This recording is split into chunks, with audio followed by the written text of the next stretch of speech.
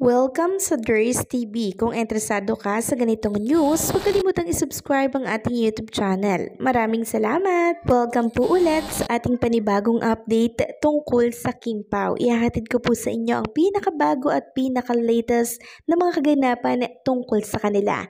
Kaya naman kung hindi ka pa subscriber ng ating channel, pindutin nyo na ang notification bell para lagi kayong updated sa mga balitang trending at napapanahon. So ayan, welcome back again sa ating YouTube channel mga ka-Kim Pao, and for tonight's video, ang pag-uusapan natin ay tungkol sa mga importanteng kaganapan kina Kim and Paolo Avellino. So kahapon nga inilabas na po ni Kim Chiu itong pa-video niya bago po siya lumabas ng bahay niya and itong pag-alis niya po ng bansa. So sabi nga dito sa post sa Instagram, another GRWM kind of video, OOTD KSYZ. My Love Will Make You Disappear US screening. See you at the Carson Cinemark Theater on March 28, 29, and 30 for tickets. You can book on mytfc.com. So every papalabas po ng bansa, itong si Kim Chiu, hindi niya talaga nakakalimutan na mag-video po para po sa kanyang OOTD. Kaya minsan, medyo nalilate din po itong si Kim Chiu dahil talagang sinasama niya sa travel yung pagbi-video niya, yung pagpe-prepare niya. Isa din po kasi yan sa inaantay at inaabangan ng mga fans, yung pa-OOTD bago umalis ng bansa itong si Chinita Princess. And nakita nga natin doon na talagang napakahusay po ni Kim mag-match ng mga OOTD niya. Next topic naman, pag-uusapan natin itong post naman sa Instagram story ni Kim. Ayon nga dito sa isang fan, ito lang talaga yung movie daw na willing siyang gumastos ng paulit-ulit para lang panoorin ulit.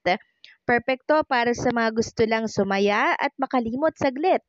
Tatawa ka lang most of the time. Most kasi may mga serious moments siya na tatatak sa'yo. Light lang ang story, hindi complicated, enjoy lang. Medyo nabilisan lang kami sa development ng mga feelings pero ganun yata ang love pag na-meet mo na ang para sa'yo. Dead man na sa tagal or bilis ng panahon. So, agree din ako dyan. Hindi kasi yan nasusukat sa tagal or sa bilis ng panahon as long as naramdaman mo na yung pagmamahal na ay siya na talaga to. Ito na talaga yung lalaking para sa akin. 'Di ba? So, ganun talaga yun eh. Hindi na kailangan pang patagalin. Palalo na pag the feeling is mutual, 'di ba mga ka-Kim Pao? And alam nyo, sabi niya pa, nakahatak daw siya ng 5 non-Kim Pao fan na manood daw ng My Love Will Make You Disappear. At siya daw yung fan, pero siya daw yung pinakakalmadong nanood sa kanila. Sabay po akong nasiko ng katabi ko sa magkabilang side pero okay lang. Gets naman. So, ibig sabihin, talagang to the highest level yung kilig pag pinanood nyo po itong My Love Will Make You Disappear. Samantalang sa New Jersey screening naman ay nakita po ng isang Kim Pao fan. Etong isang lola po na talaga namang nakakatuwa yung kumot niya kasi mukha po ni Paolo at Kim ang nakaprint doon. Ayan po mga ka-Kim Pao.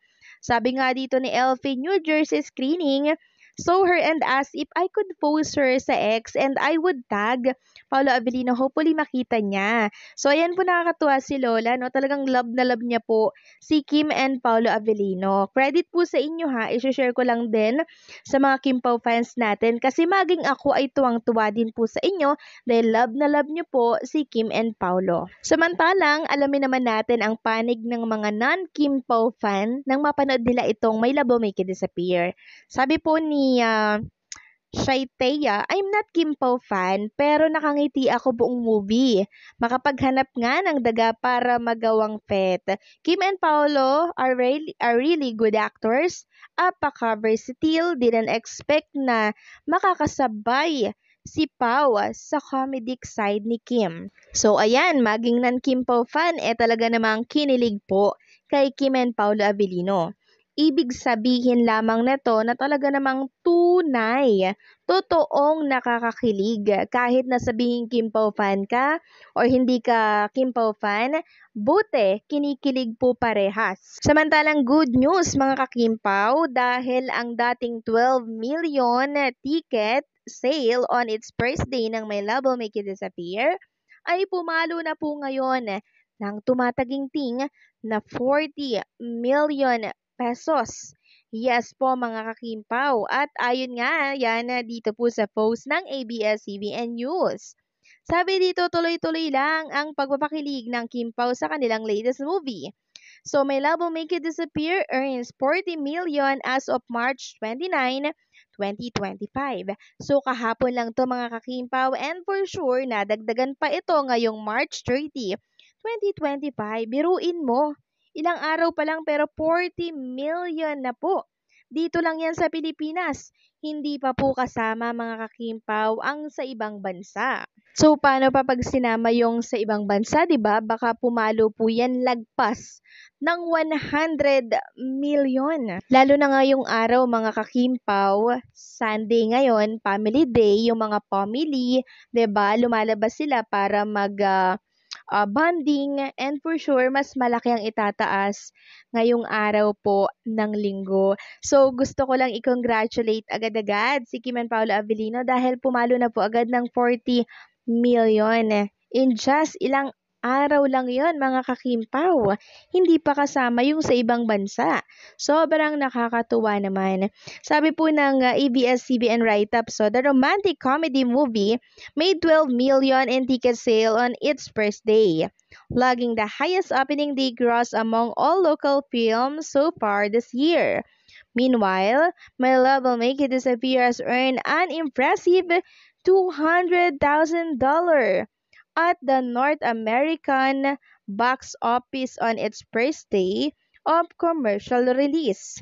The film is Stu and Abilino's first movie together after working in the series Linlang in the Philippine remake of What's Wrong with Secretary Kim. Since nalaman nga natin na 40 million na po ang kinikita ng My Love Will Make You Disappear, gusto ko lamang balikan yung patuloy po nagkukumpara dito sa Hello Love Again at sa kinita po ng My Love Will Make You Disappear na tila baga ay para pong inaape itong first day gross ng Kim Pao movie. Tingnan nyo naman ngayon, 'di ba? Lalo pong tumaas, lalong namayagpag at maraming nagka-interes na panoorin ang My Love Will Make You Disappear sa ganda ba naman ng review, hindi po ba? Kaya ang dami po talagang nahahatak na panoorin ito at maging ang non-Kim Pao fans nga po ay kilig na kilig din sa panonood ng My Love Will Make You Disappear.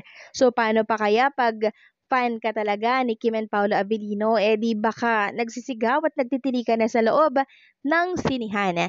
So, ngayon pa lang, panoorin nyo na to kung hindi nyo pa po ito napapanood. At congratulations agad kay Kim and Paolo Avellino. Gawin nating 100 plus million ang kita ng first movie ng Kim Pao. So, paano hanggang dito lamang update natin. Maraming salamat po.